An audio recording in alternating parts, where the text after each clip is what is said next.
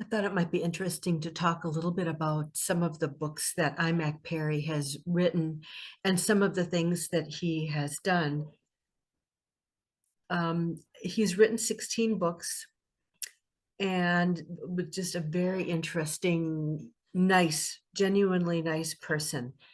Um, Very well-rounded. He wrote books about architecture and sandwiches. Um, The Mark of the Shaman was very interesting. I read that.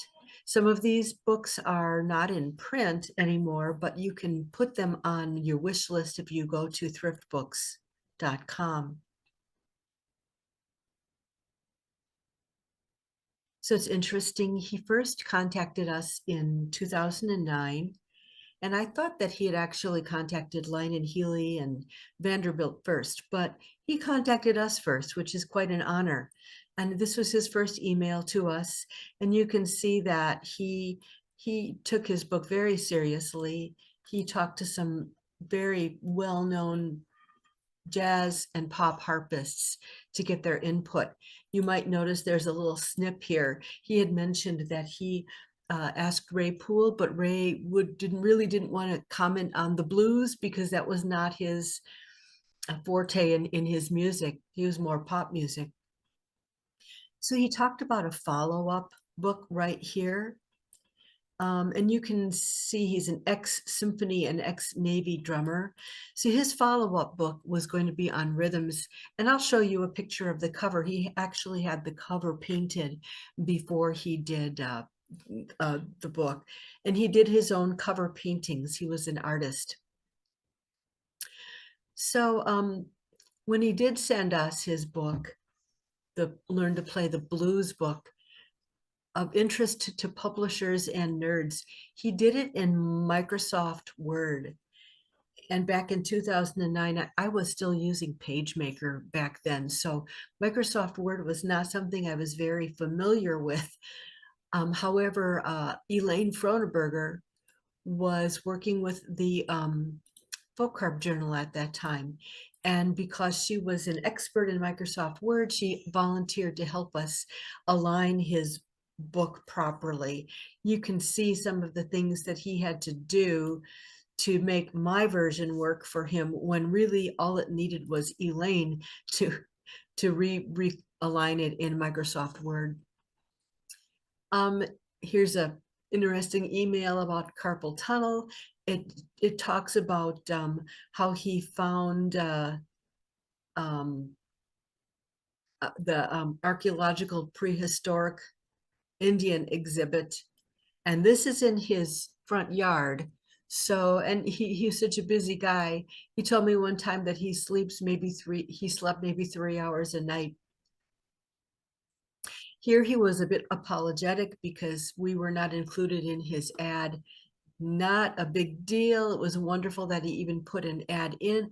But one thing is that he mentioned that the song No More T-Bone would be a very good sample of what was in his book, and it would inspire a lot of people. His book, Mark of the Shaman, which is actually a good book. This is an email where he asked me about the design cover and what he thought that the shaman's face should look like. I wish I would have kept those attachments, but I can't find them. And here's his obit. In 2016, we sent his royalty check to him and it was returned to us. And we couldn't find anything out about him. Finally, I found his obituary. And it just a few things highlighted. Percussionist in the US Navy Band, a Bachelor of Science in Horticulture, earned a master's in religious education. During mid-career, awarded an honorary PhD in literature. Talks about their home built over an Indian burial mound, and it's actually over an Indian village. So here are a few pictures that he sent me. I just want to reiterate that this book cover right here, the book is not available. He passed away before he wrote that book. But here are some pictures of the burial grounds in his front yard and the Indian mounds.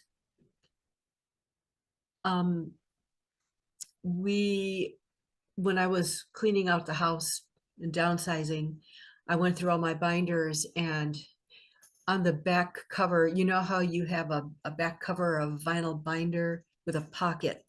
Well, in that pocket, stuck to the binder, I actually found his first contract with us, on which he listed his brother as a person who we could contact in case his royalty check came back.